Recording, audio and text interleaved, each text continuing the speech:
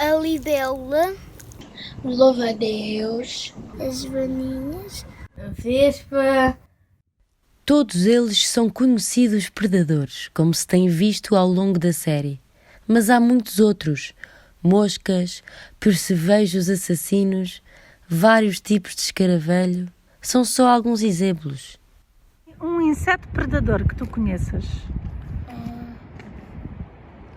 a chita. A chita não é um inseto. Pois. Por exemplo, temos a família Asilidae, que é uma família de moscas predadoras com um aspecto característico e que se vêem muitas vezes em espaços verdes, um pouco por todo o país, paradas no solo ou na vegetação ou em pedras e até muitas vezes em voo a caçarem ou a transportarem as suas presas. E pirilampos dão luz. São predadores os pirilampos, quem diria? Alimentam-se principalmente de caracóis. Eles são noturnos, tal como os caracóis, injetam veneno para dentro dos caracóis e depois comem-nos. Pode não parecer, mas... Os pirilampos são escaravelhos. Os machos têm aquele par de asas anteriores endurecidas, mas as fêmeas normalmente não têm asas. Parecem uma larvinha e comunicam-se através de luz, não é? Eles fazem luz e são dos poucos animais terrestres que conseguem fazer isso. Que giro! Os pirilampos são luminosos predadores. Mas há outros escaravelhos caçadores. Escaravelho tigre. É verdade, há um escaravelho tigre que é predador. Eu sabia. Mas é verdade. E existe aqui, olha, no Parque da Val da Montanha eu já vi. Lá eles correm e voam. E são muito rápidos. Como predadores, há três características que sobressaem destes coleópteros. Têm as mandíbulas bem viradas para a frente, uns olhos bastante volumosos, bastante grandes, e estas patas fininhas, como vocês veem, compridas, ou seja, são corredores. Aliás, são considerados os insetos mais rápidos no mundo, na volta dos 12 ou 12 metros por segundo. Já a maioria dos insetos parasitas não é conhecida pelos melhores motivos. O que é um parasita? É um animal que necessita de algumas coisas nossas. Um inseto parasita. Pianos, pulgas. Sim, são insetos. Experimentem contar-lhe o número de patas. São 3 pares, ou seja, 6 patas, como os outros insetos. Como todos os parasitas dependem de um hospedeiro ou dos seus recursos para viver, são muito desagradáveis e até debilitantes, mas não costumam ser mortais. Mas assim como vimos que há baratas fofinhas, também há parasitas fofinhos. Abelha. Há abelhas parasitas. O que é que tens aí? Tenho uma abelha do género nómada, é uma abelha parasita, que se parece com uma vespa. Uau! Ela entra no ninho do hospedeiro, mata o ovo do hospedeiro, deposita o seu próprio ovo. A larva, quando nasce, alimenta-se então das reservas de pólen e néctar que o hospedeiro armazenou. São abelhas cleptoparasitas. Cleptoparasitas? Porquê? Porque roubam as reservas de néctar e pólen às outras abelhas. São também por isso chamadas de abelhas cuco, porque põem também os ovos nos ninhos das outras abelhas. As reservas de néctar e pólen são tão apetitosas que há muitos outros parasitas de ninhos de abelhas, como as moscas.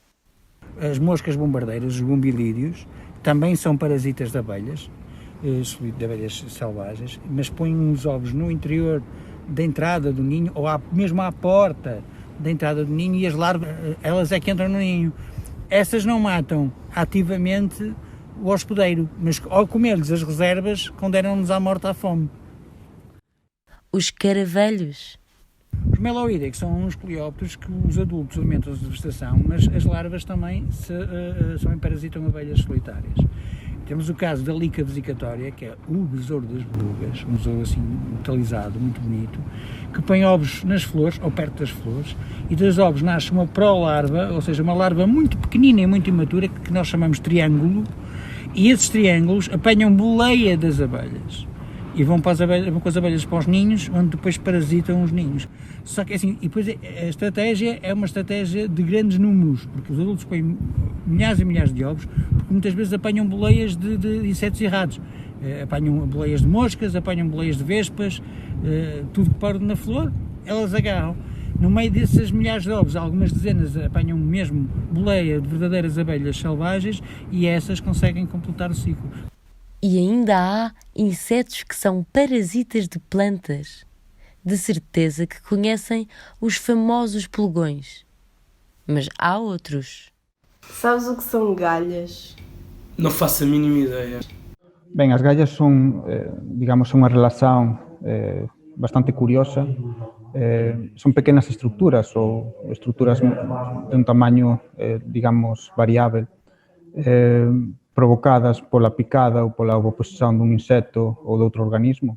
Unha galla é unha quimera, unha mistura entre tecido vegetal e tecido animal, onde o bixiño o que vai facer é vai falar coa planta e vai dicer: "Olla, eu estou cá, preciso alimento, vas ter que comezar a producir un tecido que me axude a alimentarme". Entón a planta vai producir ese alimento, mas ao mesmo tempo vai recoñecer a ese insecto como algo que non é vegetal, por tanto vai tentar isolalo nunha especie de estructura que é o que chamamos a galla, no? En si mesma. O grupo mayoritario de formadores de gallas son himenópteros e son tamén pequenas moscas, melgas, da familia Cecidomidae. En cuanto ás plantas formadoras, as plantas que son hospedeiras das gallas, a maior parte delas pertencen á familia dos carballos, as fagáceas. Os bugalhos sei. São uma espécie de umas bolotas que é o fruto do carvalho. Bugalhos sei. É onde vivem as moscas, não é? Os ovos de mosca. Não. São umas coisinhas redondas que têm tipo uma espuminha dentro onde as moscas põem os ovos. Ou outro inseto põe ovos. Entre as gallas que temos aquí, gallas nativas, temos a galla do carballo. É unha galla especial porque ten un nome especial. Ese nome especial é utilizado en moitas partes da península. A galla chamase bugallo. É unha galla inducida ou provocada por unha pequena vespa, unha vespa pequenita, unha cousita así, non ten moito máis que este tamaño, 2-3 milímetros, que é o Andricus quercustophae, é un cinipídeo. E pronto, é unha galla esférica que ten a coroa de espiños característica.